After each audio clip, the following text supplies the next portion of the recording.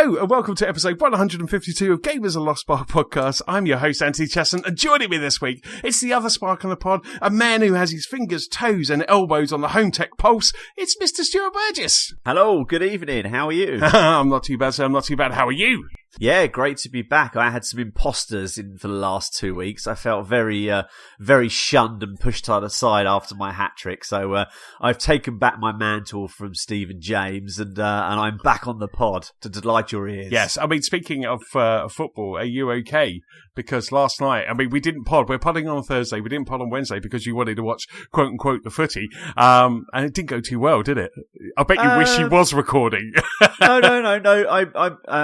Look, when you play someone like the caliber of Barcelona with the players and especially Messi, it's gonna be it can get a bit messy. Yeah. I mean, I think we were, the stats sort of said we were 50-50. It was a really good game. It was just one moment of brilliance and one sort of like fluky sort of like right place, right time. But no, we've done it before. We've turned around deficits, if I could say it like that. But yeah, I feel more worried for James with Spurs and Ajax, because I think that's going to be a little bit harder for them to get back that 1-0. Right. And I did see your tweet, James, saying, well, it looks like we've got Barcelona in the final.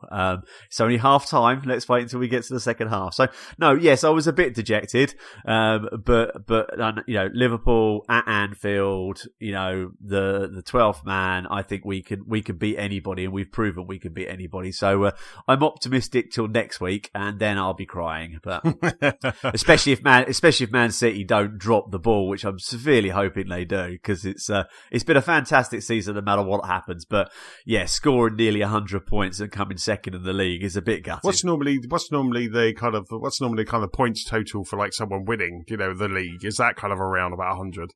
No. 100's rare. I mean, I think City have got into the 90s the last few seasons when they've been brilliant. Generally, you're in your 80s. Wow. You're in your 80s, and you're considered to be, brilliant if you get into the 90s. So, I think it is the highest. Whoever comes second, it will be the highest ever points for someone not winning it. Because whoever comes second now could have won it if it wasn't for the other team. So, but I still think it's been, even if we don't, I still think it's going to be a good season. I think I don't think we need to build the team. I think going forward to next year, I think we as long as we can do it as well as we have this year, it will be good. But it's good. So, welcome to our gaming podcast. It's just the game is football. It's really funny. Your little quote there, which was, we would have won it if it wasn't for the other team. Yes. It reminds me of like when I was playing Overcooked with Nicola, the new DLC that's coming out, which we'll talk about. Well, that's come out, that we'll talk about in just a bit. And we were doing it, and we kept failing on the very last one. And by failing, we've got 2 stars. We just haven't got 3 stars on the very last of the levels. And then she kind of like, it was so funny. It was just so funny and adorable at the same time, because Nicola just kind of like, she put her controller down and she looked at me. She was like, "Okay, this is what you did wrong." And I was like, "Okay, here it comes." Flip chart.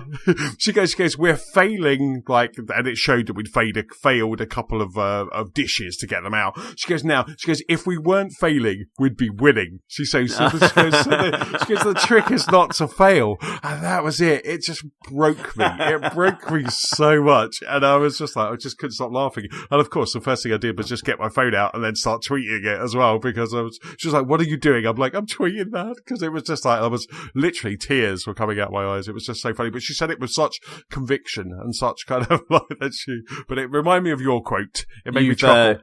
You've got to get that made up onto a T-shirt for her for her birthday. Absolutely, yes. Yeah, there's a few quotes my wife's come out with recently, which I've need to put on a T-shirt. You often hear, "I'm a person, not a pillow," when my daughter is having a cuddle, but she won't stop moving around on her. My 8-year-old daughter. And there's another one, which I can't remember what it is now. But yeah, there's a few I've got written on my notes on my phone, which is like, right, I need to get those, because we're going on holiday the end of July out to Greece for a couple of weeks again. Right. And this year we've managed to get it, we're away for her birthday. Right. So I can't, take much with me, apart from probably something in my hand luggage. And so I'm just sort of trying to think of things I can take with me to sort of sneak out there and give to her. So it might be some of that as well. But that's so cool. That's fantastic. So how have you been? What have you been up to, sir? Yeah, I'm good. Yeah, it's sort of a mixture, really. Works flat out at the moment, so just sort of like seem to be, crushing the days. My weeks feel like days at the moment. They're going so quickly, it's ridiculous. And then when I get back in the evening, I'm trying to play some games, but I just find myself flick around on TV. But I discovered, I don't know if you've seen it. There's a program on Netflix called Street Food. Right. That's brilliant. Absolutely brilliant. I watched the first episode and I tried to find the lady's name, but typically when you bring Netflix up on a computer when you're about to pod, it just starts playing your stuff. Yeah. But it was basically about these street food out in Asia. This one is. They're obviously going to do series around the world, but this one was Asia. But it was this lady, and she's amazing. I mean, we just need to go to Bangkok now because she had a long story short, her mother was a cook. She had I think it was a business being a seamstress, that burnt to the ground, and she wanted to become a cook, but her mum wouldn't let her. She was an adult by this time, but then she just took this wok and, and she just started cooking, and she's now considered to be, like one of the greatest the street food chefs in the world. She even, got invited to a surprise party by a friend, didn't know what the surprise party was, and it was the Michelin Awards, and actually gave her a Michelin star. Oh, wow. But she's just known for doing some really traditional stuff like your tom yums and your tom kars, your sort of hot, spicy Thai soups. But she actually did can't think of what she called it now, but she did a dry tom yum. So It was a tom yum, but with no liquid. And people were just like saying, this is just amazing. They can't imagine how you can get the flavors but not have the sauce. But that's a really good, if you're a bit of a foodie like me, that's a really good, typical Netflix, 25-minute long, something you can watch sort of like whilst having dinner, or just, just where you want to kill a bit of time. But yeah, that's really good. What else have I been up to? Went up to London the other day. To see a client, and as you have to do, you have to have the obligatory Five Guys, and then I nipped into the Apple store in Covent Garden because I haven't been in there since they've redone it, and picked up not an Apple device, but picked up an Insta360X, and it's a 360-degree camera. So it basically, I had one a little while ago, which was I think it was an LG one, which is okay, but it didn't stitch the 360 together very well. Oh, right. And I want to start using it. We use an Oculus Go to sort of as a virtual showroom for clients. And a lot of our times when we do cinemas, we get 3D renders done. So they're photorealistic 3D renders. Right. And what I wanted to do was I wanted to start basically giving the client the ability to see the 3D render, or a new client a 3D render, and then the actual finished completed room. So concept to completion. Plus it's quite a good camera, this one, because you could do some funky stuff with it, like put it on a bike, put it in the car. So went up to London and bought that, which was quite cool. And what else have I been up to? I bought myself a set of headphones today. Some nice. Actually got the box here because I haven't really played to play with them. I was listening to Major Nelson's podcasts. I think it was this week's one. And they had a guy on there from, I think he was from Xbox, and he was talking about like the accessories they're doing or they're involved in, and they were talking about like the Hyperkin little sort of steering joy pad stick they've got, and I think we talked about it on a few months ago on the pod, the sort of like duck hunt type shooter where you'll be able to shoot it at the screen. But they were talking about headphones, and they were talking about these are SteelSeries 9X, and they're basically a set of wireless Xbox headphones with a retractable mic, which is quite cool. So it's not take off, but you can pull them off and pull it back in again. But the best thing is that they don't have to connect to the remote, as in the controller. They actually connect to the Xbox like your controller does. Yes. And what's quite cool is I've got them next to me now because I've got them charging. Is looking at them, you've actually got, because I know like when we've been playing Forza before, you have to dial in and do your mixing of your headset. You know, what do you want, more chat or more game audio? Yeah, and they've actually got that on there, so you could turn off your mic on and off. You could turn the volume up and down like normal, but you can actually do some of the adjustments of the settings on the headphones themselves. Yeah. But yeah, I mean, I haven't played with them yet, but getting them out of the box, they feel really good quality. And looking forward to getting them paired up and chucking them on to see what they're like. Yeah, it's just so cool. Because I listened to that. They're the Artix 9X, aren't they? That's it. Yeah, that's it. Yeah. And I think that guy was from Third Party Accessories. I can't remember his name. That's I it. think it's Scott something. And I was listening to that, and I was what's the. Because you're wearing your other ones now, the ones that are similar to mine, yeah. What's the difference? What's it feel like, or what's the cup look like in kind of size wise? Because I've got big ears, and I like to kind of make sure I get a nice kind of. I would say they're smaller. Right. I would say they're smaller. I think they're slightly smaller. Bear with me a sec. I will try them out. Hold on a second. Oh my God, we've got a live unboxing. I've got a live demo. I won't be able to hear you for a few seconds. This is really good for an audio podcast. So, okay, I can't hear a word he's saying. So I can say anything about Stu right now. Actually, no. They're about the same. Oh, okay. Yeah, they're about the same. So they just feel a little. Let's put the headphones back on. They feel a little bit less foamy. They feel a bit more. They feel a bit more solid around the ear. But my ears certainly fitting them about the same, really. But they do feel a bit more noise cancelling. I don't think they are noise cancelling like the Bose that I have, but they do feel a bit more noise cancelling. But also, they are Bluetooth compatible, so you can use them as a set of headphones, you know, with your phone on the train, as well as a set of gaming headphones. So, but yeah, I mean, I had some issues. What reason was I started looking was my headphone jack on my Elite controller started playing up, and I had to reluctantly break out my white Elite controller and plugged it into that, and that seems to be working fine. So there's obviously an issue. I mean, I've tried to clean it. I've put compressed air in there and things like that, and I've had that controller a lot, so I think, well, okay, there's probably a problem with that. And I just started looking around, and I was looking at a few different headphones. Can't think of the name of the company now. Astro, the ones who made the PlayStation controller that we can't seem to get over here for some reason. Yes.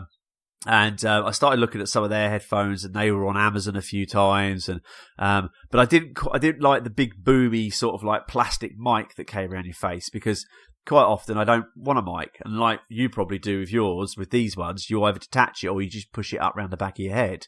Yeah.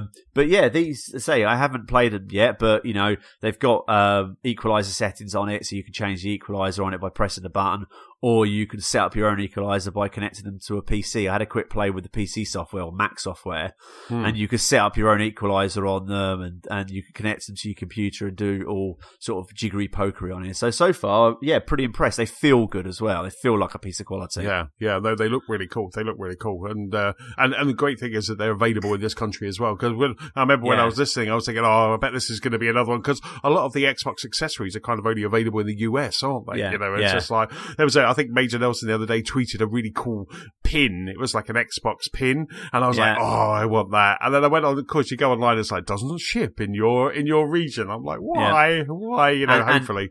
And the competitions, which are annoying me as well, which is that you always get the competitions from Xbox on Twitter, like enter, retweet, like us, retweet, and you can win one of a limited edition controllers based around the third party games, or you know the idea Xbox games, or look at this. I can't think there was one. Look at this, you know, gorgeous Xbox One X, which has got this, you know, certain design on it, but it's never from the UK. They're always from the US, and you cannot enter it if you're outside the US or Canada. And it just doesn't make sense. Really annoying. No, really, really annoying. It does make sense. It's like when you go on a video and it's like, this isn't available in your country. I'm like, why? We're supposed to be a global. We're supposed to be, well, obviously we are global. We're supposed to be a smaller world now, but there's still things that just, it must be legal reasons that they can't do it. But yeah, no, that's really cool. That's really cool. Now let us know what they're like. Kind of maybe next time you're on, you'll probably have played something, maybe over the long weekend. And you can I'd just like to say my birthday weekend. Yes. Your birthday on Saturday. Sunday. Yeah. Yeah, so we have Star Wars Day and my birthday, two of the best days of the year. So, I'm going to try to. You're almost born on Star Wars Day. Almost. I was nearly Luke Skywalker himself. Damn you, Mrs. Burgess. Story of my life. I just missed it by a day. Exactly. And now you're just Stuart instead of Luke Skywalker. Yeah, instead of Stuart, Luke Skywalker Burgess. Yeah. But so what have you been up to? Anything exciting? I know you went to watch a very small film, I think, which yes. The other day, indie film. What else have you been up to? Because we don't want to know about that. I went to see Endgame, and oh my god, you might want to take your headphones off. Now, of course, I won't spoil it at all, because I spent about 3 days hiding from the internet. It was funny because there was a conversation. We had a full on conversation on the WhatsApp group between me, Steve, and James, trying to see if we could provoke you, and it was like he just disappeared off the face of the earth. I know there was a few other people. I know John up in the Lake District did the same.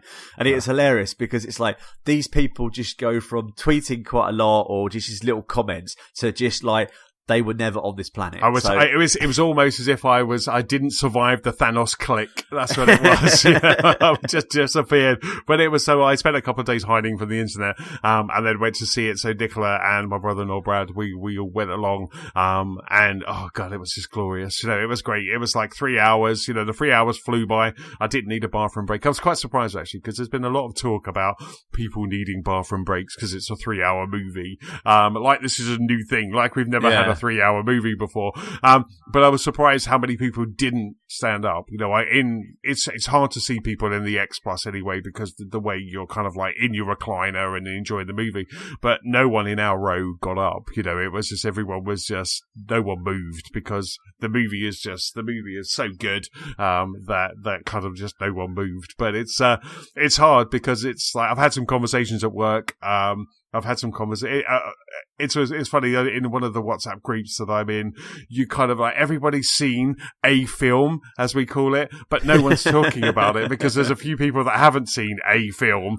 So it's almost like we're just not talking about it, and it feels really weird because we talked more about the trailer than we have the film. But I've had a couple of conversations. Nicola and I couldn't stop talking about it after the movie and the day after as well, because I kind of watched it on the Thursday and then I went into work on the Friday, and there's lots of people going, "Have you seen it?" And I'm like, yes, and they're like, so, and I just won't. If you're gonna go and see it and you haven't seen it yet because of whatever, then I just can't spoil it. I just can't say anything. Yeah. It's best to say nothing rather than say anything at all. One of my friends, Dean, he actually thought that the movie was bad, which it's not. It's not a spoiler to say that this is an amazing movie.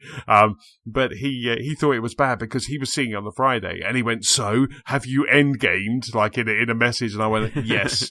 and he was like, and I was like, "You need to see this film." And all I said was like, so I said something kind of, and he was like, "I really thought it was bad because you didn't go, oh, and then there's this bit, and then there's this bit." So, and it was just, and then he just said to me, he said, "Is there any after credits?" And I was like, "Do you want to know?" And I agonized after like telling him if there was an after credits or not. It was just very funny. But I've been to see it. I want to see it again.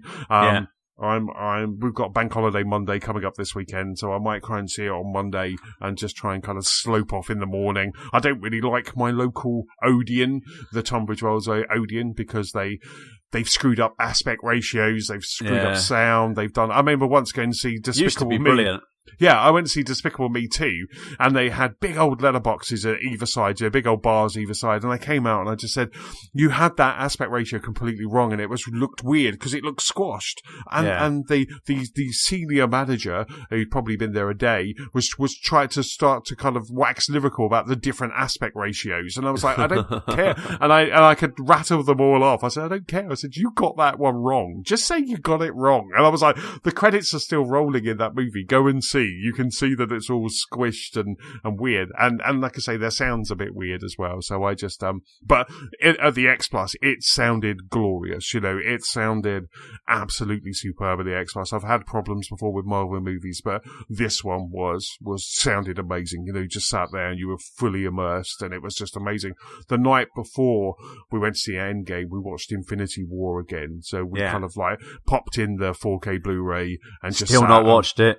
Oh my god, I don't know how your life is. I just don't know how you can be you. And I just like. So, have you seen? What have you got up to? Have you seen Ant-Man and Wasp? Have you seen Captain Marvel? No. Oh my God. So I worked it out because I went on to Letterboxd because I've been trying to cram some films, not cram some films in, but I've been trying to watch some films at home that I'm not really that bothered about. The disadvantage about having the now fully functioning demo room is that I get like, I don't know, half an hour into a movie at home thinking, I go, what was it, Ghost in the Shell, I think it was. And I was watching that on Apple TV or Sky at home, I can't remember. And I was like, ooh, this is going to look and sound really good up the demo room. Right, save that. And that's been my mental for the last year because I'm like, I want to experience this. And I hate cinemas, so I won't go to the cinema. So no, I worked it out and I can't remember which way it is, but it's whichever one comes first out of Doctor Strange and Guardians of the Galaxy 2.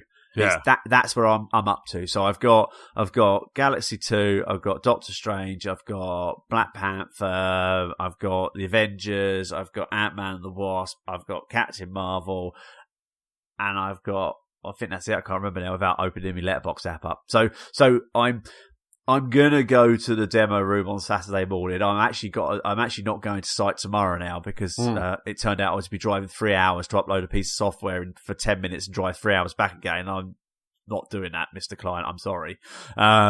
So I'm gonna potentially break a sin and on Star Wars Day watch a Marvel movie.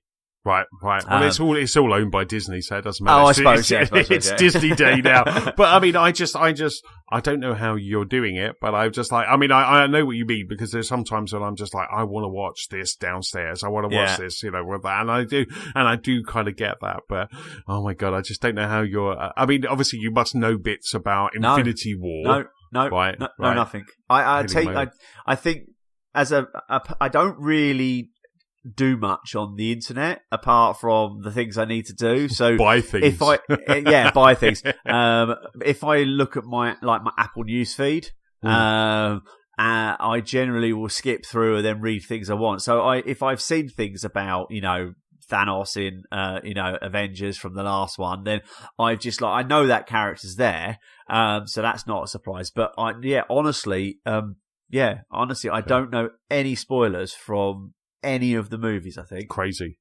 I mean, you definitely got to watch Ragnarok because that's amazing. That's the other one. Yeah, that's the other one. Yeah. There's a fast track to Infinity War that you need to do, but it's really interesting because I know you're kind of very much kind of home AV tech, which is why I was there, your intro and everything. But saying that you hate cinema, what I recommend, right, is that maybe for the second showing of Star Wars, because you can't be there on the first one because I blubber like a big girl and I don't want that on social media. Maybe for the second showing of Star Wars, we'll go to Showcase Cinema and you'll experience the X Plus. Because saying that you hate cinema and you've not been to that X Plus or the one in Leicester Square, right. Don't get me. Okay, let me. But you're used to that. You're used to the little kino around the corner, which you're probably you'll have more.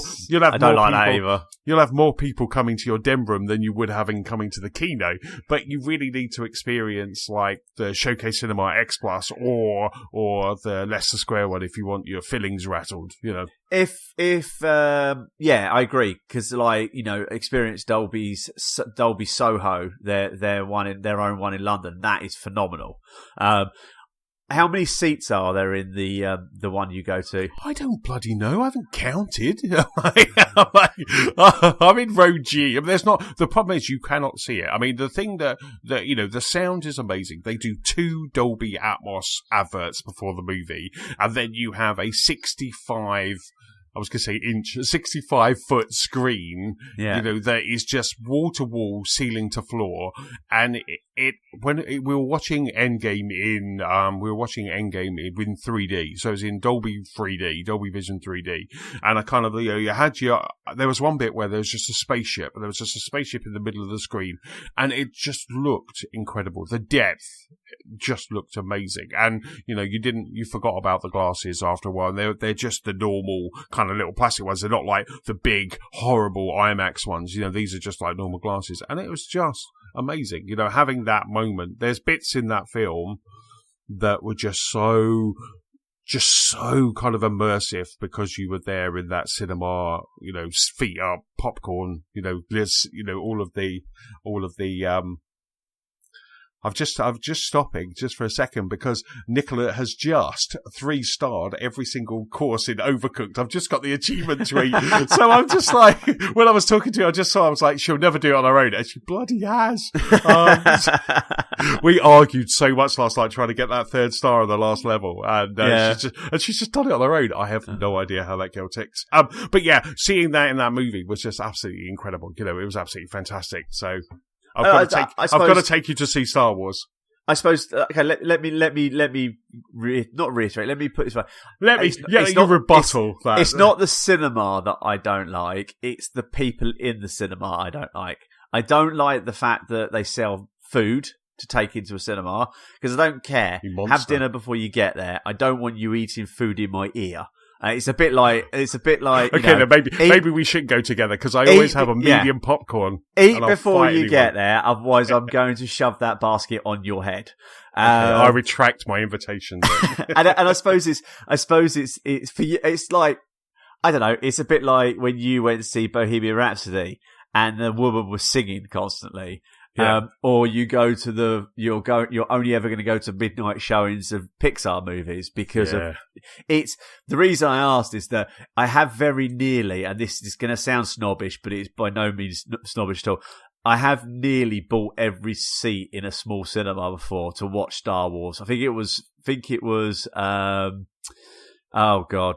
What was the last JJ ones? The last JJ one, Force Awakens. I nearly phoned up and booked every seat in the kino near me when that came out, so I could literally sit there with my bro or anybody else I wanted to and just watch the movie because I get distracted.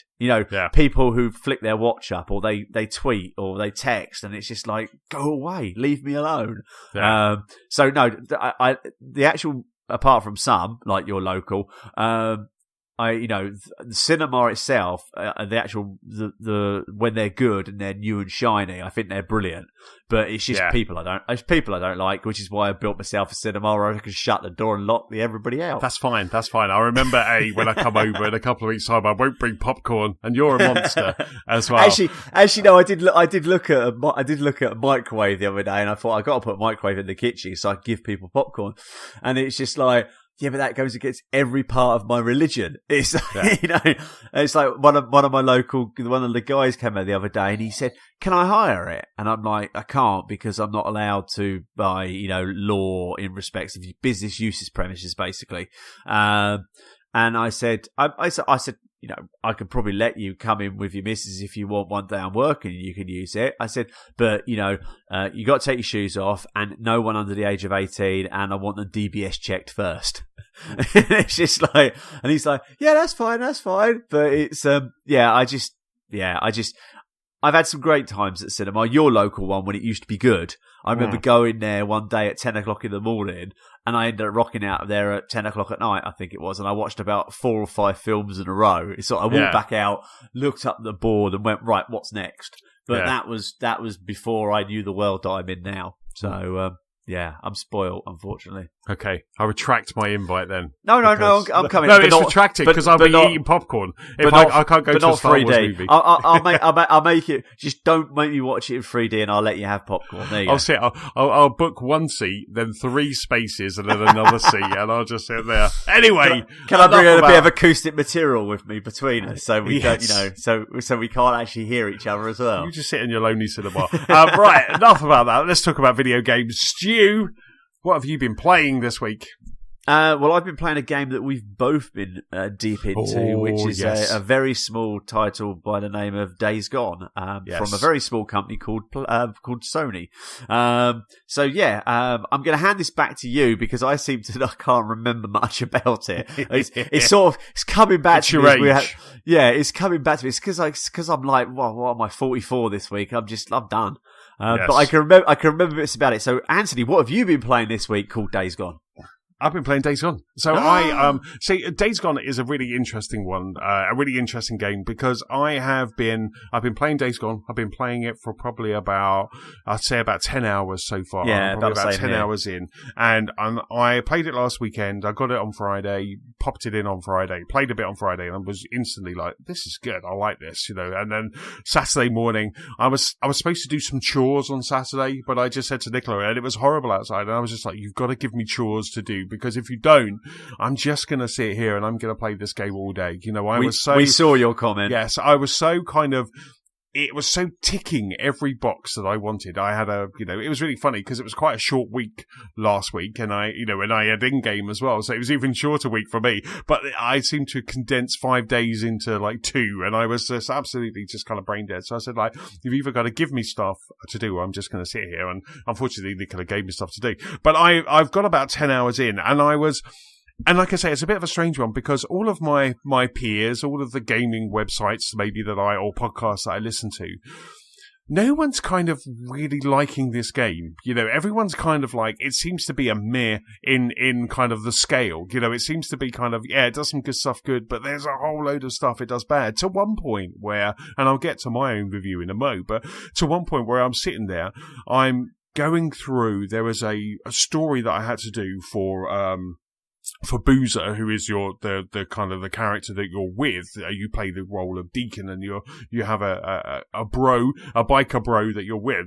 and he kind of sends you off taking out all these nests, all the freaker nests, and I was really enjoying it. I was going around making Molotov cocktails and then just taking out freaker nests. I had a baseball bat with nails. It sounds really gruesome. That's awesome. But I was just really kind of like, okay, this is what I'm going to do. I'm going to drive around getting lots of fuel, because what I wanted some freaker ears, because for some unknown reason they're the currency in the post-apocalypse. Zombie ears gets you some stuff, and so I wanted that. So I just thought, right, I'm going to do that, and I popped on a podcast because I really enjoy the game. The sound's really good, but I was just like, I'm going to pop on a podcast, and I'm listening to this podcast, and I'm enjoying myself, having a great old time. And this podcast is just literally just panning this game that I'm playing, and it really did kind of just rock me, because I was like, I'm really enjoying it, but the people that I normally kind of maybe agree with a lot or kind of have similarities, I never read or listen to reviews, but this was more of a kind of, this is what we think of this game, and they were just literally like just panning part and part, and I was a bit kind of taken back. I kind of feel the expectation of this game, we were talking just before we podded, and I think you said it absolutely spot on, where Sony have they've had 2 really big hits with God of War, a lot of people's game of the year, Spider-Man, my game of the year. So I kind of have a feeling that a lot of people were coming with the expectation that Days Gone was going to be, a marriage of the two, that you can only get better and better and better. And when it isn't that, and I think I appreciate that it isn't that, I think I'm enjoying the game a little bit more, because for me, the game is, for those who don't know what Days Gone is you play the role of a biker. So I wouldn't say an anti-hero, but there's kind of a biker gang, and it's all set in Oregon, so it's lush, and when the night sky is gorgeous, and it just is really kind of like a very big open world. And you play as part of Deacon, who is kind of one of the last survivors of the area, and your girlfriend and your friend Boozer, you're trying to get your girlfriend out, because she's just been stabbed by this little baby zombie, which is quite scary. And you're trying to get her out of there to safety.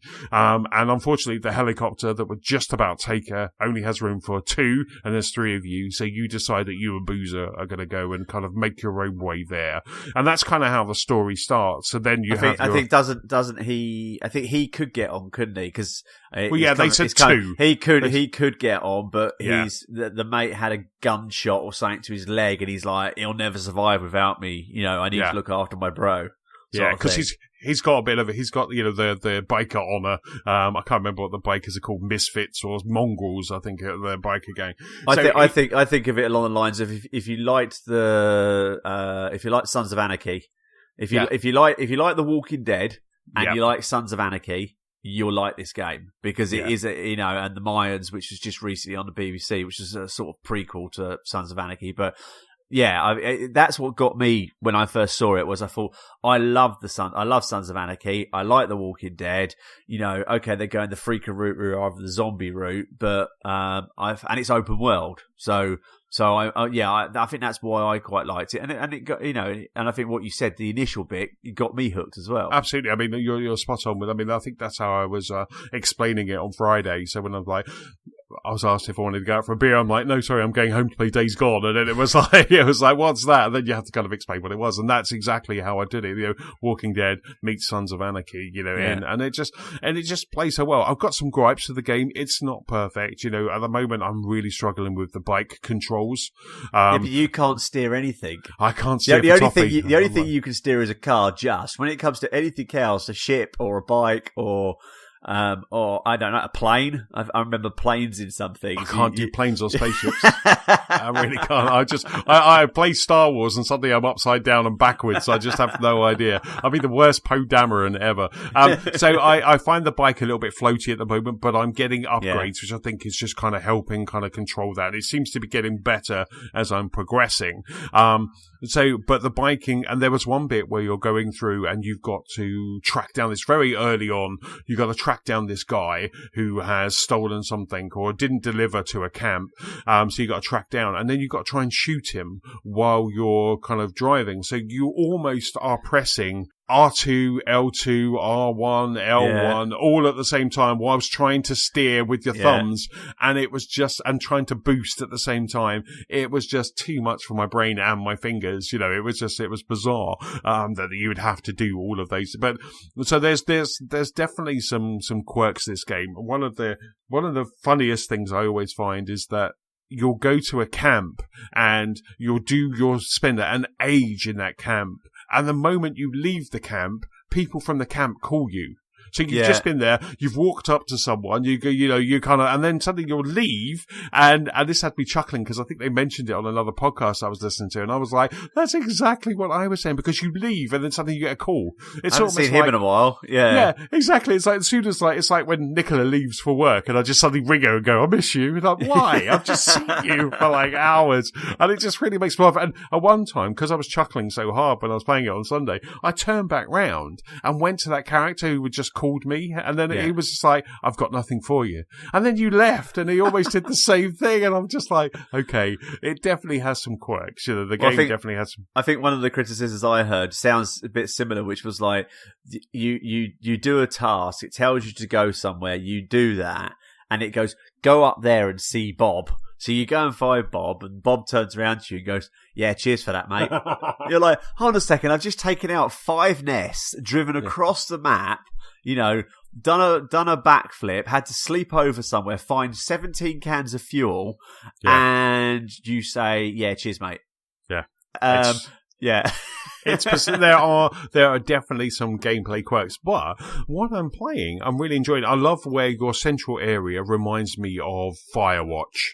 Yes. The whole thing kind of reminds me of Firewatch. I was showing Nicola because I'm a huge fan of Firewatch, and I just like, you are in a Firewatch tower. It's kind of set in the same area, but it just looks like a kind of a more real life version of Firewatch in quotes. But I just really enjoy it. Like I say, the gameplay feels really good. Sneaking around, you come across, not only do you come across freakers, but you come across other gangs. There's been a couple of times where I've just been driving and suddenly someone tries to snipe me and take me out because I've kind of come across an ambush game. So I just love parking my bike behind somewhere like a big rock and then slowly working my way in, looking through the binoculars, because you have binoculars and you can then just mark everybody. So I'm going to a high ground, looking around the camp, marking everybody so they've got a marker above them, and then just slowly going in and hiding and then just taking one out, one after another, just taking them out. And I'm just loving that kind of rinse and repeat. And it's really funny because I know you said in kind of our WhatsApp group about kind of this has kind of hooked you more than Red Dead Redemption. And I kind of feel that if Red Dead Redemption had a bit more of a high octane or a higher octane kind of starting level, I think I would have got hooked more on Red Dead Redemption, where I never really kind of got hooked. And it's always one of those games I want to keep going back to. But I think you read their comment. I think I think my point with that was it feels big, but it never takes you long to get anywhere. But you don't necessarily have to go there. I mean, I think my biggest problem with Red Dead was the fact of it was just, you were just plodding along and just, you were thinking, I'm taking so much time to get from A to B. You know, I know one of the podcasts said the other day about, you can't play this game, meaning Days Gone, without fast travel. And I'm like, I don't see why you have to fast travel, because actually I've gone from one side of the map that I'm on now to the other one, and it's not that big. And actually, yeah, as you say, you might come across a nest, or you might come across and do something else. So I think that it scratches my Far Cry itch, which is my open world, you know, that could, you know, those taking out that gang or taking out that baddie. And then it sort of, it scratches my Red Dead. And I do think that it was just Red Dead for me was too slow. It was too big. And I think what I like about Days Gone, for all of its faults, is that it does feel a little bit more condensed, but there feels like so much to do, but it doesn't feel like you're overcome with the size of it or underwhelmed with it being really too small. No, absolutely. Like I say, and I think what the problem I always have with open world is just that, where I'll go into an open world game, and I'll go, right, okay, do this. It'll take you through the tutorial, and then suddenly it'll go, bop, bop, bop, bop, bop, bop, do all of this, you know, and I'm like, ooh, and I'll put the game away, you know, and I have that problem sometimes with Assassin's Creed and stuff like that. But this game just seems, I'm enjoying it. So at the moment, you know, it's kind of, like I say, it's a game with its quirks, and it's almost like, if you like all of the things that I've been saying, if you like Sons of Anarchy, Walking Dead, that kind of open world, taking out zombies, you know, playing around with guns, you've got lots of different guns, like there's crafting for, like I say, you have a baseball bat with nails. One thing that I would like more of, I think, is like being able to store more, but I think you can actually get some storage for your bike, can't you? I think I've seen it in Manny's, not our Manny, their Manny. Another Manny. I've seen it in Manny's store, where you can buy some storage for your bike. So that'd be really good if you can hold more in there as well, because I've got to a point where I'm in a side of a map that I probably won't come back to, but I've left so much behind because I'm full. You know, I've got enough stuff to repair my bat. I've got enough stuff to kind of make Molotov cocktails, so I wouldn't really go back. So either being able to say, right, there's some fuel over there and mark the map, or just kind of being able to just stick some on the car. But I'm really enjoying it, and I must admit, the first time, and I played this on Friday, when I played it on Friday night, the first time that I went through a tunnel was scary as hell. You know, it was. I was playing it in the dark. I had headphones on. I think I might have had the light around the TV, but I was playing it in the dark, and I was just so nervous. I was nervously, at that point, I think you had Boozer with you as well, but I was just slowly just going forward through a tunnel, and like every now and then freakers would appear, and it was so good. And the sound when you're in that tunnel just sounds amazing. And I've come across another one since then, but I played it on like Sunday morning. But I came across another one where I was on my own, and I just went through so slowly, because I just love that kind of going through this tunnel, going off to little side rooms, you know, finding some rooms, finding some extra stuff, getting surprised by some freakers at some point.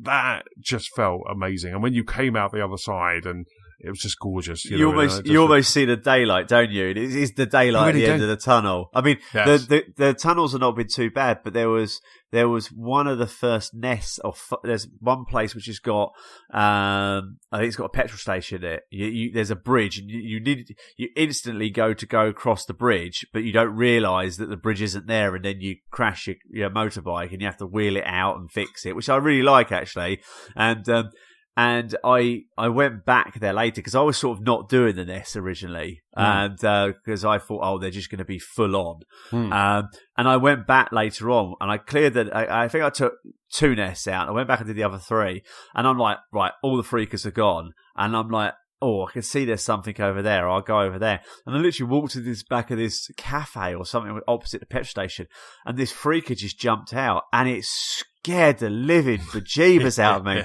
And I think I'm listening to, I've got it on surround sound in here, but it's just the fact of there's just the fact that you hear they play the freakers like rustling and noise, and so it just keeps you on edge. And but that one really made me jump, and that was really good. But I just think I'm just really enjoying it. I think that there's as I say, there seems to be. I mean, it's like the Nero sites. I think they are. They're quite interesting. Where you get to the Nero site, and then you can top up either your stamina or your health, and you have to find your way to get into the research facility. And everyone you seem to get to seems a bit harder. And then there was one I was doing, which was there's a railway train that goes above.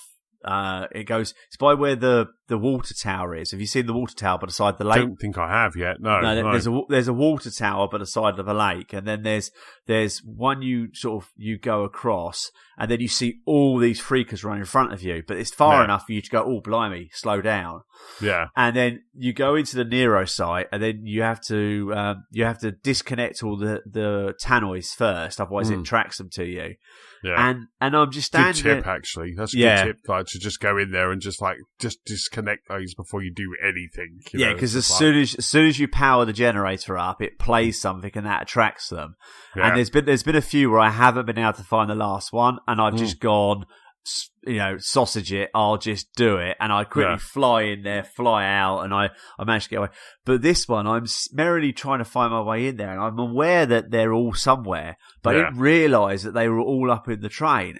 And then all of a sudden, I turn around, and there is 50 freakers running at me, and I'm just like, tail between my legs, just legging it, and I just happen to go to this water tower, climb up the water tower, and I'm like, right, they can't climb up the water tower, that's fine. And I just watch them go away, and then you're just sitting there going, okay, so how am I going to approach this? So I'll go round wide, and in the end, I gave up on it because I couldn't get into it. And I think I went off and did something else, and I found an arrow which you could, a crossbow that you could shoot at them, and it makes them attack each other. So I've got, and that was, I sort of finished then, so I've got to go back and do that. But yeah, it's just, I'm just really enjoying it, and I can see people's criticism. And we were talking before the pod. One of my, don't worry, I won't use my analogy I used on you, as we are PG rated. My problem is that I just find it's a bit shiny. I was talking to a friend of the show, John, up in the Lake District, about how I find the mechanics of it sometimes, like I'm running back to my bike, and I'm trying to get on my bike, which is pressing square, I think. Yeah. And it's almost like the character stops, and it has to align itself with its bike, and then it jumps on. And you can't just almost like jump on it and ride.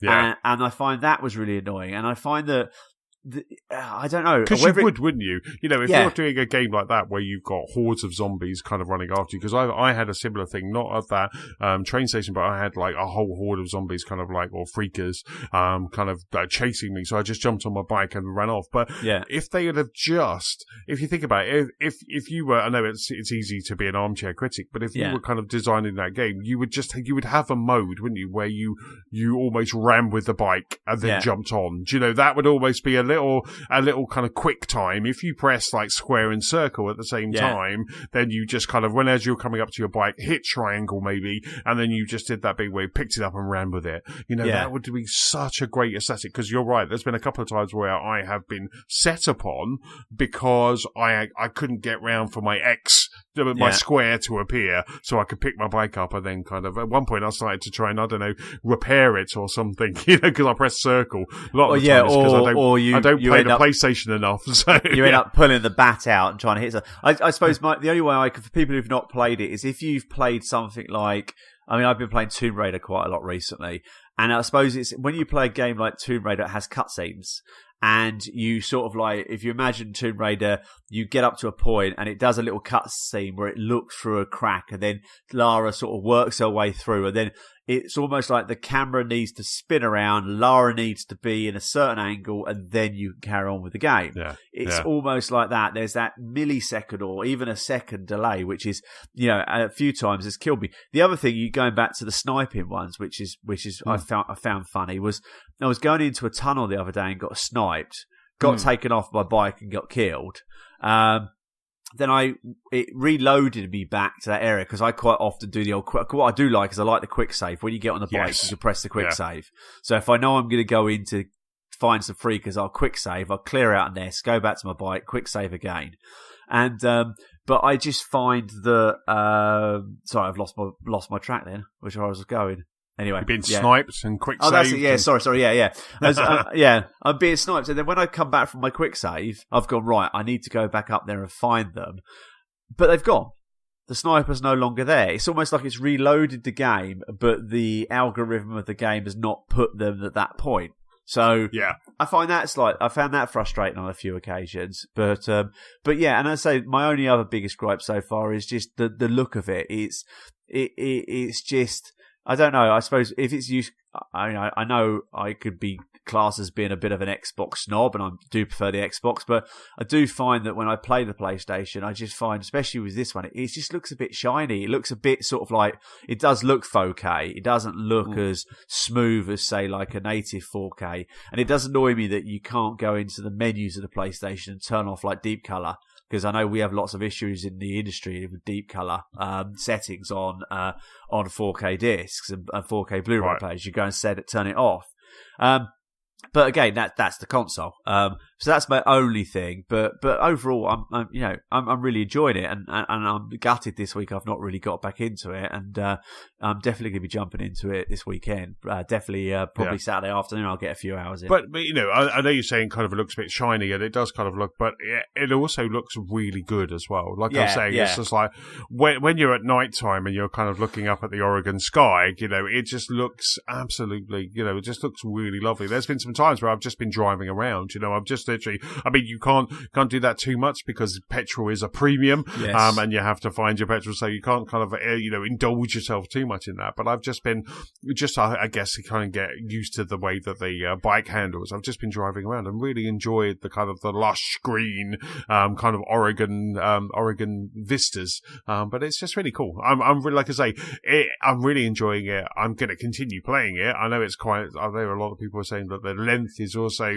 that it's quite a lengthy game. I think I'm only about a quarter of the way through, because I think people are saying that they're putting about 30 to 40 hours in it. But right now, it's the game that I want to kind of sink 30 to 40 hours in. So I'm good. And like I say, I'm same as you. I've been playing Overcooked 2 a lot this week with Nicola, but I'm looking forward to jumping in again at the weekend, kind of getting up early and just kind of jumping in and playing a bit of this. So we might as well segue that then, mightn't we? So what else have you been playing, Anthony? I've been playing Overcooked 2 Campfire DLC is what I've been playing. So a couple of weeks ago, Overcooked 2 released their first batch of paid DLC, paid content, because when Overcooked 2 came out, we had some drops that had come down. We had too many chefs. We had some seasonal ones where we had Christmas and a Chinese New Year, and these were free. But what they've done this time is they have brought out their first kind of paid pack. So I bought the season pass for Overcooked 2, and the first piece of content was the Campfire DLC. And what this does, it's still kind of from the extras menu. So you go to the extras menu and then you select Campfire DLC. But I think it opened up 3 worlds. So there's 3 sections to this Campfire DLC. So it's the normal standard stuff. You've got to get your food out before your wife shouts at you, all of that sort of stuff. So it's all, it's all good fun. But they've introduced, so in the Chinese New Year, they introduced woks and putting woks onto fires before the fire kind of got dull, and you had to move the wok around. But in the Campfire DLC, you have to chop wood. So you have to actually, so you have to chop wood to put the wood on the fire in order to cook. And it has a little gauge where you have kind of red. So it's like red, orange, blue. So you have to kind of, not only are you watching to make sure that the food is cooking, but you also have to kind of like make sure you put wood on there as well. That's awesome.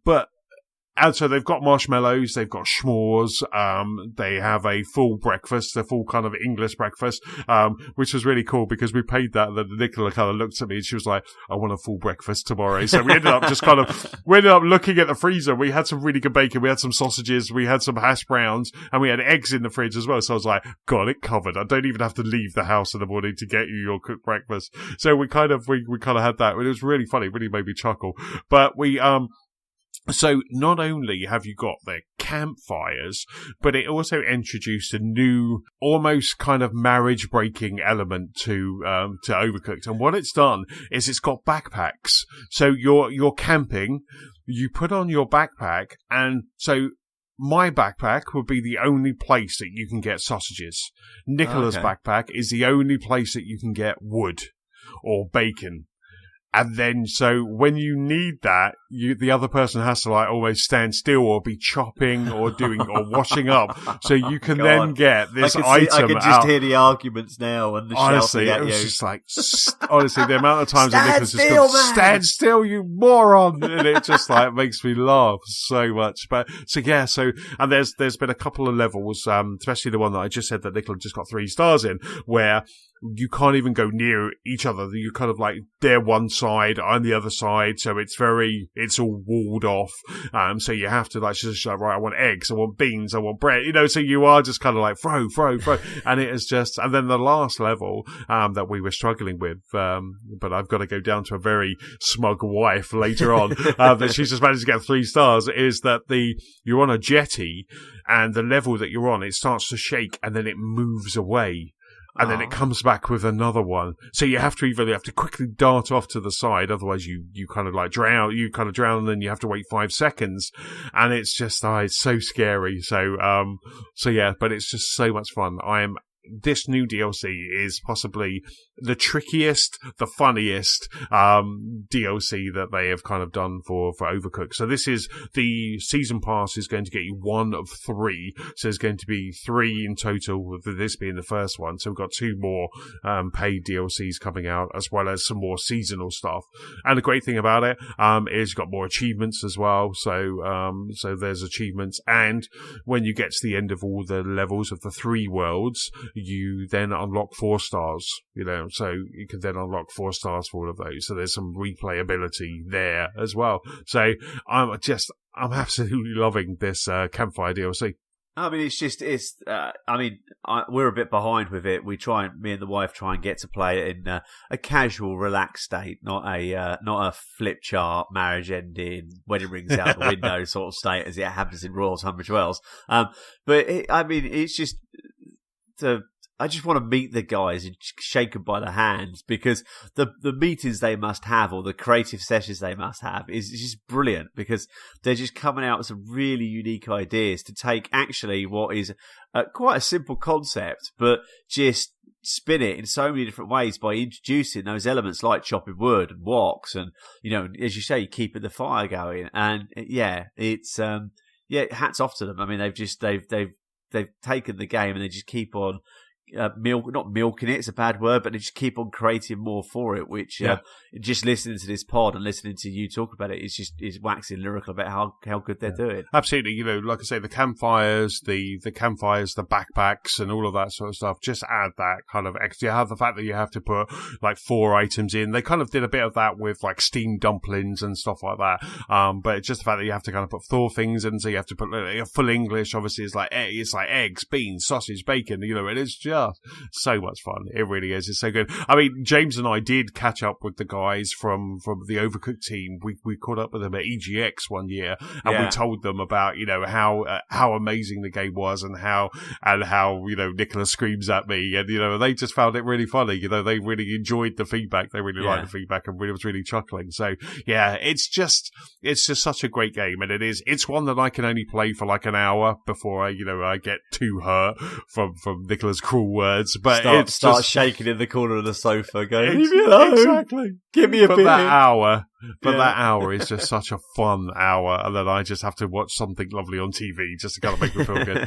So that's Overcooked 2, and then the final game that I've been playing this week, I realised that The Walking Dead, so still kind of on that kind of zombie theme, I realised that The Walking Dead, the final season, we now have all 4 episodes, because obviously Telltale kind of shut down, but Skybound took the team, or a lot of the team, back in and have created the final 3 episodes, or the final 2 episodes, because I think the second one was already kind of coming out.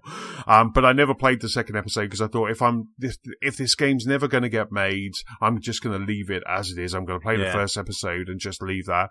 Never finish Clementine's story. But it has been made, and Clementine's story is there for me to play, so I've started playing it. I'm now 2 episodes in. I've got 2 more episodes to go. I started playing episode 3 just before really Days Gone kind of took me over, because it's kind of one of those things where I want to get back to Clementine's story, but I'm really enjoying playing Days Gone, and then Nicola wants to play Overcooked, so it's a really nice place to be. But I will over the weekend maybe try and shave up my time between Walking Dead, and now that Nicola's got that those achievements, I won't need to play Overcooked anymore. That's good. So it'll be like Days Gone and Walking Dead are kind of what I'll share my time with, I think. But it's so far there's been some real shocking moments in episode 2. Can't really say too much, I don't want to spoil it, but some real shocking moments in episode 2. But it was really good. Episode 2 finished on a really quite a dark note, but it finished on a really good note, and I was I can't wait to start the next couple of episodes. Yeah, I've heard some. Again, I won't go into it, but I've heard some because I never really got on with season 1. It just wasn't. The Telltale games for me, I've never really got into them that much. So it's a bit like it's Life is Strange as well, which I've never got into. Yeah. But it's funny because it was I can't think of. It's funny actually because I really liked what was the game with the girl in what became of Edith Finch. Yes, yes. I love that, and that was a similar-ish sort of type of game I thought, but no, I mean I've heard some few things, and I heard the guys on one of the podcasts sort of saying about that it's finished now, and they wanted to try and speak to is it Gary Whitta that sort of like was an advisory role on the final season to see if what they had planned then is actually what happened. So it'll be interesting to see if it did finish, because I've sort of heard rumours that the way they finished it, they could bring it back rather than it being a dead stop. But I don't know how. They haven't said how, but it's just that they've sort of, I think they've done the cutscene, like the Marvels do, where they do a cutscene to imply something. But and people have been reading into that. But I don't know. But it sounds good, and I wish I could get into them a bit more. But there's just so much to play that you just have to choose your battles, as they say. Absolutely. I mean, a lot of the Walking Dead stuff now is available on Game Pass on Xbox, or has kind of been there with like Games of Gold and stuff like that. So it's really interesting. And same with Life is Strange 2. I think the second episode there was a trailer dropped today for episode 3. And I think James and I realised that we both haven't played episode 2 of Life is Strange, but I might wait, and because of what I am actually enjoying with Walking Dead is actually playing almost back to back on this, instead of like waiting for 3 months, just actually going, I'm just going to continue playing the story rather than going, who are you? What is this? Who is this? So it's just really good that I've kind of got those that's sitting there waiting for me. So that's Walking Dead, the final season. I'm about two and a bit episodes in, and kind of hopefully get that finished over the weekend. Stu, what else have you been playing apart from Days Gone? Let's say Days Gone mainly. Days Gone sort of took over from my Tomb Raider, which I had a massive session of that the other weekend. I think I just decided that I just didn't want to live anywhere else but in my lounge, and I just played Tomb Raider, which was awesome. But I downloaded Dangerous Driving. I did the classic, how many points have I got from doing my quests, and I got Dangerous Driving because I had heard some interesting things about it. We obviously all like the Burnout games, and it's sort of like a sibling, shall we say, of the sort of like the team that were behind some of the Burnout elements. So this one basically takes the Burnout elements that are sort of like race against the clock, takedowns, a heat wave, which is one where you could use boost all the time. But yeah, I played it at home, and I thought this is quite good. Slightly frustrating. There was a few things like against the clock I couldn't quite do, and I'm like, I'm not sure. I don't know whether I like it or not. But hey, I've bought it now, so let's plug away and get some achievements. And then I put it on the WhatsApp, and I was sort of finishing up at work the other day, and I thought, before Christmas I played Burnout up at some friends up in London, and on a big screen. I thought, I wonder what this would look like in the cinema. So literally pulled it up on the cinema, worked out it was giving me a 100-inch screen in a 16:9 ratio because I've got a 120-inch CinemaScope screen in there. And it's good when you blow it up to that sort of size. And also, as I was sitting there, I remember the last time we were talking about spatial audio and Dolby Atmos, and I quickly I paused it, went out to have a look at the amp, and it was passing it in Dolby Atmos as well. Wow. And then I found that when I went through a tunnel. Because I'm like, you're driving along and all the sounds around you, and then all of a sudden you go through a tunnel, and then you really get that height, you really get that echoing. Wow.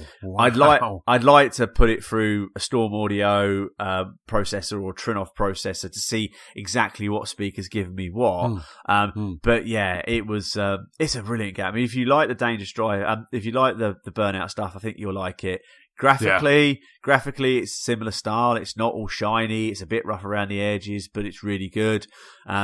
Driving, it's no Forza. You know, you can turbo boost around a corner and somehow miraculously at Define Oz you still stick to the ground. But it's a good game. There are a few things. I don't think it, going back to your conversation with James last week and about like the Overcooked, never ending mode. There doesn't seem to be local leaderboards, or friends leaderboards even. There's leaderboards with other people, but not friends leaderboards, which is the whole point. A bit like, James playing Trials. It's the whole point. But yeah, I think it's a good giggle. I don't think it's got co-op as well, which is a shame, or split screen. I might be wrong, but because it is the type of game where, especially up at the cinema, where you could sit down with a mate on a big screen and have a real old giggle, taking each other out. But I think if they continue to improve it and actually put a bit more, a bit like Overcooked, if they continue to develop it and bring in some new bits and pieces and they get people to buy into it, then I think it could be a really good game. But it's definitely worth the money if you like the Burnout game. Yes, yeah. Oh, that's so cool. So that's Dangerous Driving. I can't wait to hear the Dolby Atmos, because that just sounds like so cool. It was I've had Tomb Raider in Atmos, which is got it on the box, and that just sounded amazing with like the drips above you and all that. That was, and also, to be honest, that's one reason why I bought these headphones, because they do spatial audio on it as well. So it's sort of like, sometimes I do, because our main bedroom's above the lounge, and then slightly off to the lounge is Molly's room. So I quite often will have the audio down low, and like when you're playing Division or something like that, you want to have it, ramped up. But I'll have it ramped up on my ears, not on the surround sound system. So it's spatial audio is definitely bringing a new era to gaming. Yeah, absolutely. It just sounds amazing. That just sounds fantastic. It kind of irks me that Nicola said no when we had the flood and we were redoing the movie room. We as you were saying, you were like, get Dolby Atmos in there. Just wire for those speakers. Exactly, everything was being ripped out. I was just so close to kind of doing it, but Nicola said no. So she said no. She made me really good at Overcooked, but she said no to Dolby Atmos, and that's just a bad mark against her. I've heard there's an Atmos soundtrack coming in Overcooked, so oh my goodness. Well, everything on Xbox is Dolby Atmos. They kind of add that pseudo Dolby Atmos. And then the last game, I think you've been playing this. This is very unlike Stu. Well, I sort of got inspired by Big Sheep last week, Mr. Thomas, and how he's not geeky, but his Nintendo Switchy type of games made me feel a bit inferior. And of playing, all I'm playing is I'm watching the biggest programs on TV with the AAA budgets and playing the AAA games, and that's all. So as I said, I went to London the other day, and I had Yoshi's Crafting World, which I forgot to put on here, which I've only played a couple of levels, but yeah, fluffy. That's all I can say. Fluffy. Really, really, really good and fluffy. But actually, I think I'm going to save that for the holiday, because I think that's a good plain game, sitting by the pool sort of game.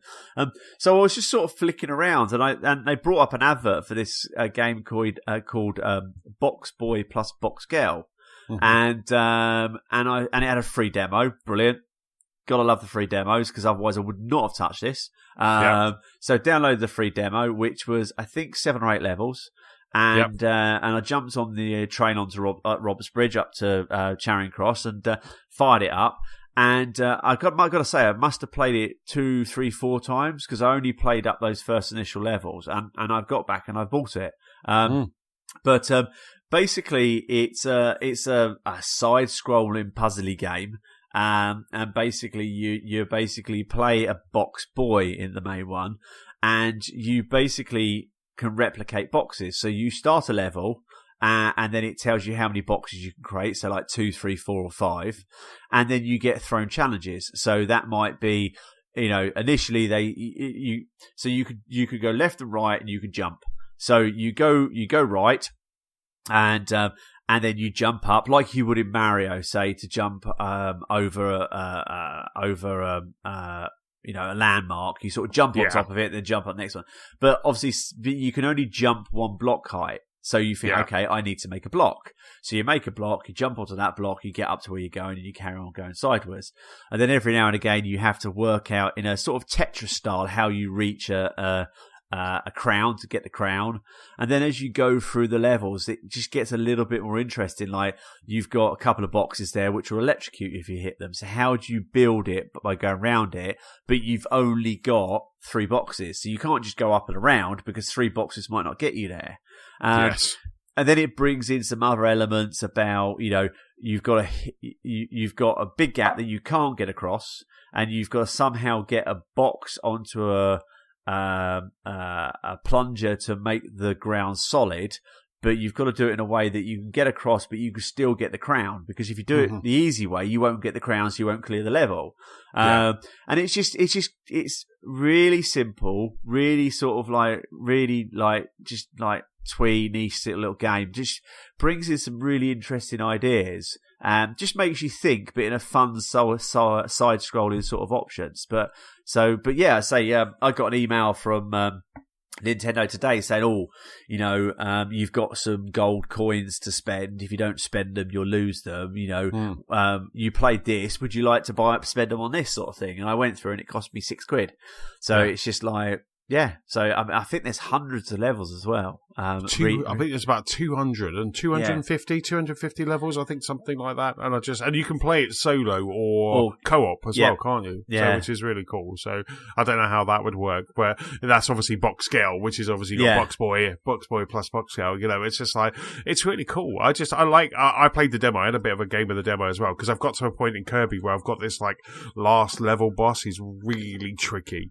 And I downloaded the demo the night before I went to London on Friday, and I just like downloaded the demo, and I just thought I was getting really frustrated on the train, and I'd had a bad day, so I just played that, and I just thought, it's really cool. It really has. I mean, this isn't the first BoxBoy game, because I remember James and Matt.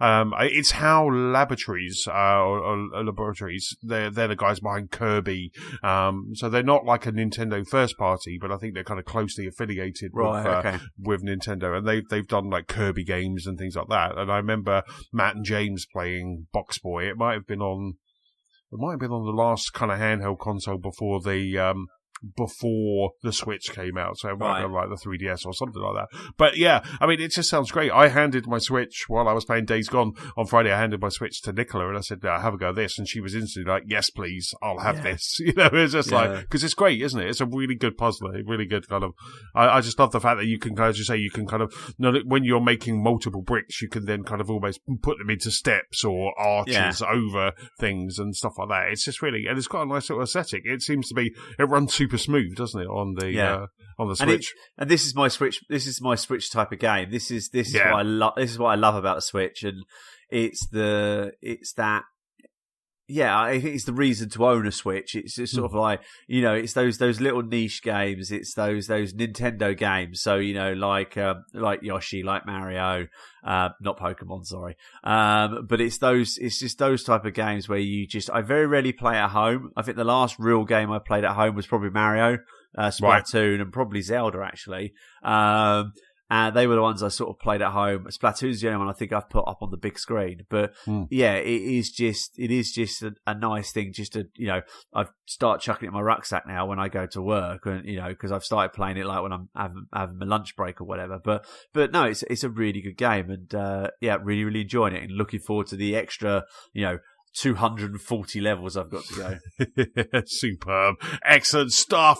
Right. That's about it for what we've been playing, but let's jump into the news. Right. And don't forget, before we start the news, you can rate, review and subscribe to this very podcast for free on iTunes, Spotify and also YouTube.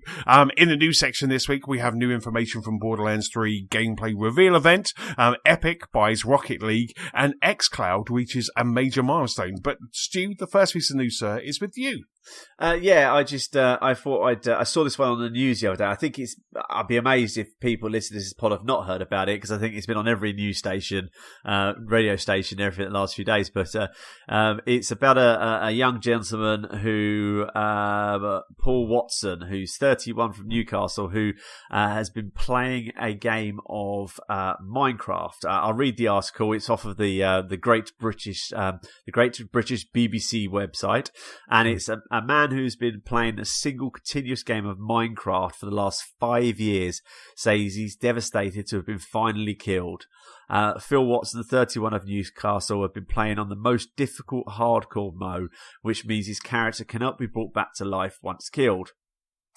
He'd walked 6,316 kilometres, flown 7,719 kilometres, and jumped 732,000 times. And he had got a bit full of himself and been startled by a zombie baby eating a spider. He says the 5-year game is a record. It was never about being the biggest or longest. I just wanted to play it and manage to survive, he's told the BBC. I started saying I was the world's longest hardcore survivor because I couldn't find anybody else who'd played that long. And he used to play about an average of 20 hours a week. For those familiar with Minecraft, Mr. Watson's character was killed by a zombie baby wearing an enchanted armour. He ran away from it and was shot in the back. Classy. Oh no! What a way to go! By a hidden skeleton, which knocked him into a spider. This is just all bizarre to me. I've not played Minecraft. He could have He could have survived all of this. He had not. If he had eaten a health-giving golden apple sooner, he said. I run out of luck, Mr. Watson said. There is so much I could have done. I feel stupid to have made such an easy mistake. And apparently he's already thinking about returning. So it just goes to show, it's like gaming's great, and you start something like that, you don't intend to play for 5 years, and all of a sudden you find yourself playing it for 5 years, and not stupid. I mean, 20 hours a week, that's nothing really. Yeah. I mean, in terms of gaming, but yeah, it was just quite a nice story. I called it on the news in the morning, and they showed you a few clips. So he certainly found a bit of fame over the last few days. Poor bugger. But it sounds like so much. Imagine getting shot in the back, while doing that. That is just hilarious. It's definitely of all the ways to go, not shot in the face, or shot while you're looking at it, or making a a life-changing mistake, but something really stupid whilst running in the opposite direction, screaming. Yeah. Sounds like me in Days Gone. But better than just like falling down a mine or something like that and kind of splatting that way. Rather, at least he actually tried to take on something that sounds ominous that he got kind of killed with. So he didn't go out too badly, but it does sound like he went out like a... Or thinking about it, or the game getting stuck, because I've had a few recently where I've had to restart. Tomb Raider, I did it, where I had to restart a level because Lara sort of got stuck in a wall. So that really is... At least he actually got killed, rather than it basically being a programming error. Yeah, absolutely. I mean, I had to restart Red Dead Redemption, which I think is why I kind of let it go. But I had to restart Red Dead Redemption because of a glitch. That is just, At least this way he can just kind of have a chuckle, like you say, get a little bit of fame as well at the same time. But it's just, that's funny. That's really cool stuff. Next piece of news is with me, and that is that yesterday, I think it was, and we're podding on Thursday. Yep. So yesterday, Wednesday, the 1st of May, they had a Borderlands 3 gameplay reveal event. So over in the US, there was an event, Gearbox kind of held an event. They invited streamers, some of the press, to come and play. I think they had about 200 stations for people to play the first hour and a bit more of Borderlands. So that was like alone, that was like a real good feat. But they had like 200 machines playing, but what they did was they had a pre and post show that was hosted by Greg Miller, Andrew Renee, and Fran Mirabella from kind of IGN. kind of funny and What's Good Games were kind of doing a pre and post show where they were just going through Borderlands, talking about Borderlands. So that was quite entertaining. But then in the middle of that, they had an hour event where they were just basically showing an hour of gameplay. So they basically just showed the first hour of Borderlands, and it was really interesting just to kind of watch. I ended up watching for about 20 minutes not because I got bored or wanted to come away, but I just didn't want the start of the game to be spoiled because it was very much kind of like taking you through the start. But I kind of got a lot of information that I needed. Looking at it running, it just looks so good. It looks so smooth. I mean, Borderlands 1, which is the Game of the Year edition that I've been playing that on the Xbox One X in like 4K HDR, it already feels smooth. But seeing Borderlands 3 running on probably a high-end PC, but they did say that on the Xbox One X, they're going to get 60 frames a second, 4K HDR, on the One X. So that's what they're aiming for. It just looked so silky smooth, and you could really see some of the enhancements. The way that the character moved seemed to be improved as well. It just seemed to be a lot more slicker. There was new moves like sliding into cover, being able to mantle over, and as you're watching this gameplay reveal, they show you that they basically just slide, a little thing comes up. It's almost like that tutorial stage at the start. You slide, and then they're like, you can press X to mantle, and then you mantle over something. So it's really cool to kind of just see that kind of opening scene, but it did start getting to the point where I'm like, hold up a second, I'm seeing too much here. You've already got my money. I'm seeing too much. I've already got my money. I've already earmarked that day, to be playing Borderlands. I just wanted to see what it's like. Some of the interesting things from the feature, and I've got a lot of this from an article on IGN. So IGN have a really good article with some videos as well. So I'll stick a link to the show notes. But it just looks like you've got more skills. So they've got new skills. So there's lots of kind of new stuff that they're bringing to Borderlands. It feels very much like Borderlands 1, Borderlands 2, but it's just more and new and bigger and shinier, and I think that's okay with Borderlands. I'm interested. It looked fantastic. So there's new skills. There's a new hub world that you go to where you can just kind of then take on a lot of the stuff that was a lot of kind of staples in the Borderlands world, such as Mad Moxies and things like that. You've also got more planets as well, so it's bigger, and they've got one called the Metropolis that they showed at this gameplay reveal event, and Metropolis is kind of a little bit of a step away from the norm for Borderlands, because Borderlands normally is deserts and wastelands and industrial areas, but this is a metropolis, a futuristic looking city on a planet. So you go there, so that kind of gave it a kind of almost a fresh feel as well. So they still have that kind of cyberpunky, shell shaded down on a desert, almost like Mad Max kind of looking. They still have that, but then there was also this metropolis world that they're showing as well. So all of that is just really kind of getting me even more excited and more hyped for that. Have you, Stu, have you seen any of this? Have you seen any of the kind of the reveal event? I was up at the gym yesterday when I think Major Nelson tweeted Borderlands about to start or something like that, and I thought I probably wouldn't have sat down and watched it. I'd probably catch up with it. So I did sort of flick on YouTube this morning and watched a bit of a Euro game where I think had like an hour. I think they had a 15-minute and an hour uninterrupted. And I think it was probably in the modern city you were talking about. And I sat and had my coffee this morning, and I watched probably about 10 minutes of it, and no idea what was going on, but it looked fun. Did you have the bit where Claptrap, the little robot, was like stuck to a really big magnet and was kind of swinging around, and you were like, because I think it was almost like it was.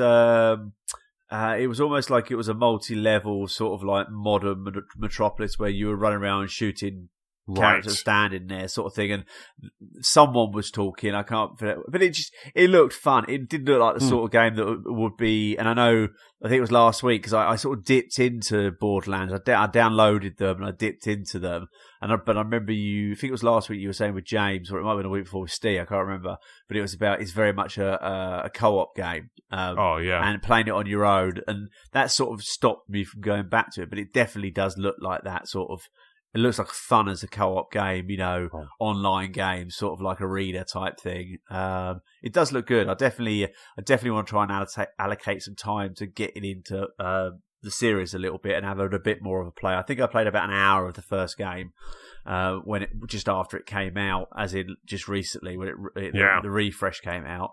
And it'll probably be one of those ones. It'll probably be one of those ones I buy, like Days Gone, which I bought on disc from Amazon. And if I don't like it, I'll sell it on. I'll definitely be jumping into it. Yeah, it's very cool. Like I say, we're gonna, Nicola and I, kind of already earmarking that weekend. Luckily, it's not when our friend's getting married, so that's a couple of weekends after that, so which is good. I was like, please don't tell me it's on the 13th of September. So they're still sticking. Let's hope to it doesn't get delayed. Yeah, exactly. No, Monica, we're delaying it for 2 weeks. I'm like, no! So yeah, they're saying that it's going to be 60 frames a second, 4K HDR on the Xbox One X. It's going to be coming out this year, so it's going to be on this platform, which is really good. And they also said that there will be no free-to-play microtransactions in the game. Randy Pitchford made a point of that when he was talking about it. There will be cosmetic items that you can buy, that you can purchase with real money, but they are purely cosmetic items. So there's no kind of loot boxes, but there's stuff that you can buy, whether that's kind of like throwbacks to old games or things like that. There's always been, in Borderlands, there's a thing called, they have these keys, vault keys, where you get them from, a lot of the time it's like social media or something. Randy Pitchford tweets out a whole load of codes every now and then you just get those and they unlock a chest. But it looks like they go one step further and you will be able to buy some stuff, but they reckon it's just cosmetic. It's not going to be level up for guns or bigger guns or anything like that. So it's probably going to be, Tiny Tina's t-shirt from this or Mad Moxie's outfit from this. There's probably be stuff like that, like throwbacks for fans of the series, who will just like lap that stuff up. So I mean, it looks fantastic. It just looks like there's lots of new, lots of shiny. It looks like what you want from a sequel of Borderlands. It's not going to be an open world, or it's obviously an open world, but it's not going to be kind of like a Destiny or an Anthem where there's lots of other people just randomly joining. It looks like it's still going to be that kind of like couch co-op or jump online and play with 4 people. So it looks like it's going to just be a ton of fun, and I cannot wait to jump into Borderlands. But like I say, there's a really good article up on IGN. Lots of what they've done is they've taken that hour that is circulating around like GameSpot and IGN and Eurogamer, and they've basically just sliced and diced it into all the new features. So you can see some gameplay, you can see the skill trees, you can see a boss fight, all of that sort of stuff. So what I'll do is I'll stick that in the show notes because it's well worth have a skim through if you're interested in Borderlands 3. Definitely. Excellent stuff, Stu. Next piece of news says with you. Yeah, so I was having a scooter around this afternoon. I saw this on the GameSpot website by Steve Watts this afternoon. It was reported, and it's titled as Rocket League developer to be acquired by Epic Games. What? Yes, going into the article, it's Rocket League developer Psyonix has announced that it is joining the Epic Games family, with an acquisition expected to close in May or early June. In an FAQ, the studio sought to reassure current Rocket League fans that there is nothing will change about the day-to-day enjoyment of the popular game. In the short term, it says nothing about the game will change. It will still move forward with updates, roadmaps, and plans to continue for as long as you will have us. In the long term, Sonic says it does plan to bring the game to the Epic Game Store and to use leverage grants by this acquisition to grow the game in ways they couldn't have done before. Part of this could mean changes to esports, which Rocket League has become known for. Psyonix says this has increased our potential reach and resources. It also hints that it could start to explain future esports plans next month, and it has a Rocket League championship set to run from June the 21st to June the 23rd. Finally, Psyonix says it is the same team it always has been, suggesting that layoffs and other staff management isn't planned for the immediate future. Excellent stuff. That's really interesting. Epic seem to just be kind of, using that Fortnite cash. Yeah, splashing the Fortnite cash. All those skins. Yeah, absolutely. You know, they're making billions a day, so they have that money to throw around. But that's a really interesting move. I thought someone had already bought the Rocket League kind of studio, but obviously not. When I saw you stick that in the show notes, I was like, I thought someone already bought them, but obviously not, because they were. I think a lot of those guys, they were kind of part of Sony, weren't they, at one point? Yeah, I think it's great, because I think it's just, you know, it's. I think a lot of us were. I know I was made. I think it was a free games with not free games with gold, but it was a PlayStation freebie, wasn't it? And I think then it came to Xbox, and I think it was sort of a lot of us. But it just goes to show that actually, what is a relatively simple game, or started off as a simple game, and is now getting acquired by, you know, the new hotness and the guy who's got the most money at the moment. So and I think that, you know, although there's people sort of, you know, reviews on the Epic Game Store and all that lot, I just think it's great that, you know, a not as big developer can go into a bigger family and hopefully use the money to produce more games, or, you know, push that back into developing a game that people are loving. Absolutely. You know, absolutely. It's just really good to see that, because like you say, they have been supporting this game came out. Like I say, it was a PS Plus title. It's now on Game Pass as well. Yeah. You know, it's free to play on a lot of platforms, but they just continually bring out packs. You know, they had a Gears of War pack when it came to Xbox.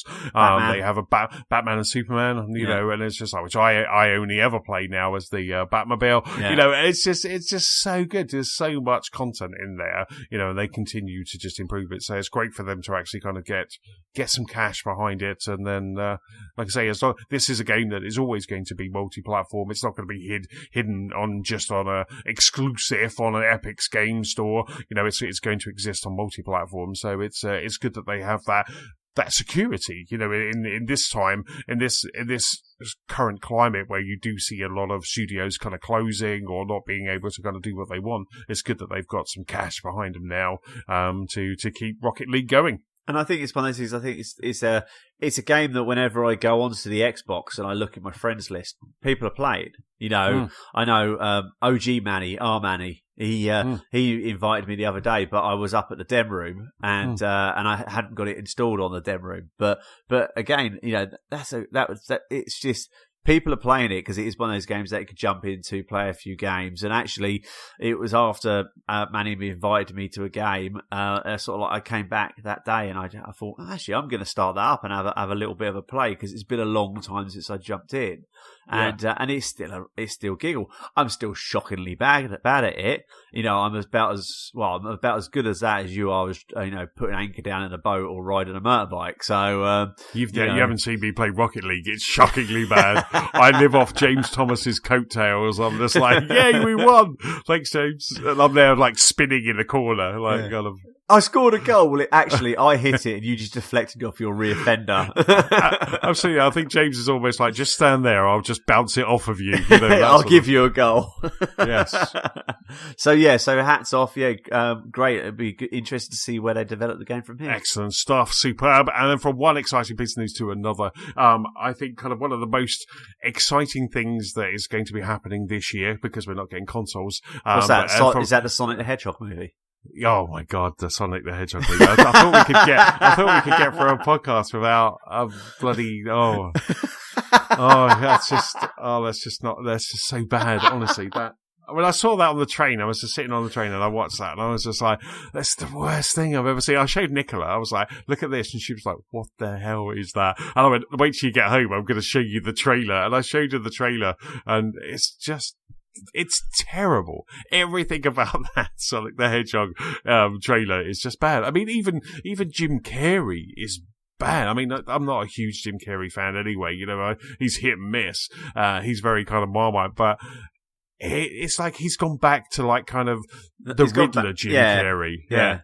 Oh, it's so horrible. Anyway, I wanted to talk. I had the beautiful segue to talk about xCloud. So one of the most exciting things that's going to be happening this year, especially from a tech point of view, and how they're going to do it, and most anticipated to see if it works as well, as Phil Spencer is telling us, is that xCloud reached a milestone this week. So a ginormous milestone, really, for this product. Phil Spencer tweeted out to I think it was on Wednesday. It was on Wednesday that congrats to the project's Xbox Cloud team for completing their take-home release. Excited to get feedback from our internal teams ahead of public trials later this year. So basically what this means is that team that are behind xCloud, they've now got to kind of take it home kind of outside. I think I reported on the pod that Phil Spencer had his own personal xCloud when he was going around to all of the studios in Japan and China.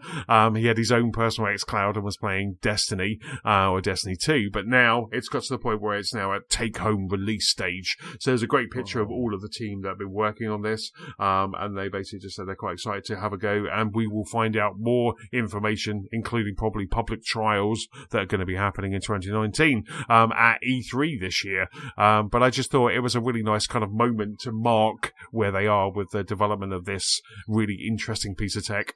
Yeah. 6 weeks, by the way, E3. Wow, 6 weeks to E3. 6 weeks. 6 weeks away. We will probably, hopefully, find a little bit more out about this. But I'm super excited. I can't wait. I mean, it's just, I don't think we've spoken about it on the pod, or at least I haven't. I watched the Stadia launch, and it really does, Google Stadia really does, fill me with confidence, apart from the fact that it's Google doing it, and they have a really bad habit of just caning things regardless of the financial investment they made in it.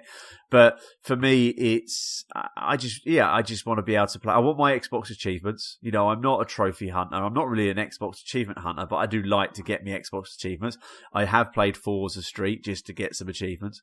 But yeah, I just want to be able to, be playing Tomb Raider or be playing Forza Horizon, and just basically just take my phone on the train. All I've got is my controller in the bag with that funky little attachment, and my phone that's already there, and probably a massive battery pack, because the phones are going to drain away like anything with the amount we use them these days. But I just can't wait. I'm really, really looking forward to be able to take my X Games, wherever I go, really. So I'm really looking forward. I really hope they do show some more at E3, because I cannot wait. Yeah, absolutely. I just think for all those reasons that you're talking about, and also, if potentially we're going to get this on the Switch as well. There's that sort of stuff. Just being able to play Viva Pinata on the Switch on my way in. Now, my only worry for me is that train line from Tunbridge Wells to London. It's obviously just for me. It's shocking. I had to watch that Sonic the Hedgehog trailer in 3 parts, and there's one bit where it froze on Sonic's face, and I still see that with when those I close my eyes. Yeah, exactly, his teeth. So I couldn't even watch a trailer on my phone. So I'm just worried that maybe there'll be, I don't know how that's going to work with xCloud. I'd love to know, like low latency, buffering, whatever that's going to do. And I think as both you and I, all of the Sparks really, and probably people listening, we're all tech nerds. We love a bit of tech, and just the technology that's going behind this.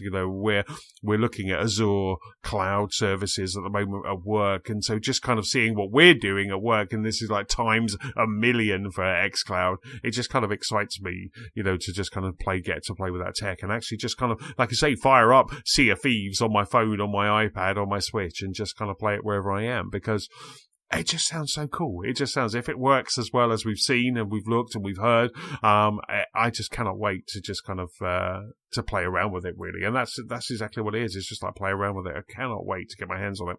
I think the Switch is a good call. I think they've got to get it on the Switch. I really do feel they've got to get it on the Switch. I think for me, I agree with you.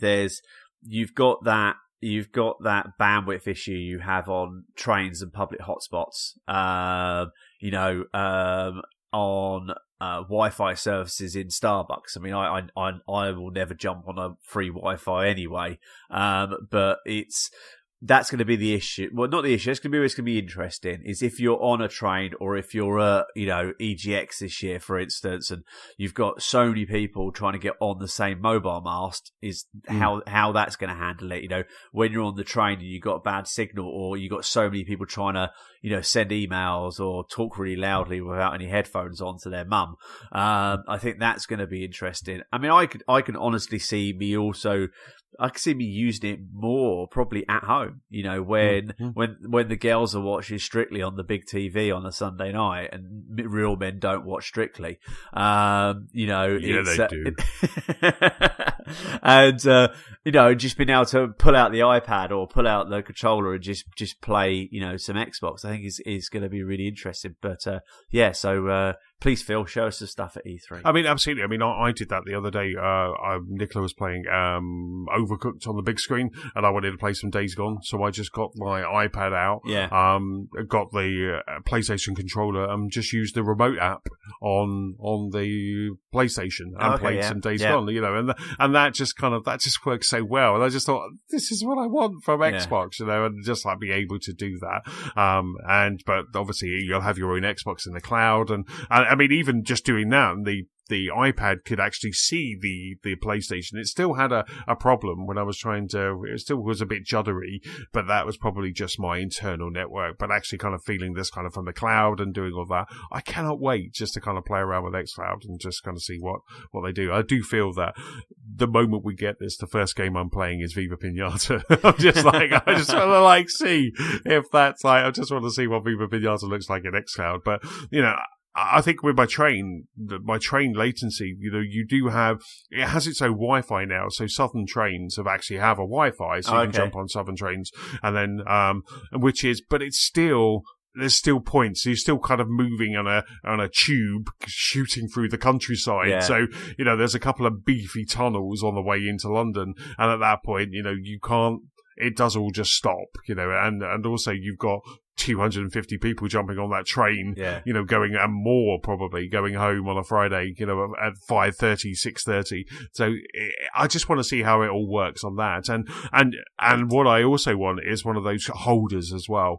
I'm not going to be that shy that I won't not want to sit there with my Xbox controller, and a nice little kind of holder with my phone or my Switch or something like that, and just play that. I'm more than happy, and I'm more than secure enough to be able to get my controller out and with the Switch. I'm happy to do that. I'm not. I know some people kind of have a bit of a problem even getting the Switch out. Well, a guy at work who I chat with, I think when he first got his Switch, he was a little bit kind of shy getting it out on the train or the tram because he lives in Manchester. Yeah. But I mean, I'm just like, nope, this is what I am. I'm a gamer, so I can't wait to kind of get my Xbox controller, get a nice beefy Elite controller out on the train and just play on my Switch or something. I've still got my Splatoon Joy-Cons on my Switch, so you can't miss mine because it's it's a luminous day glow pink and day glow green as well. So you can't miss me coming. But it's I'm really looking forward to it. It's going to be interesting. And like you, I'll be first in queue for one of those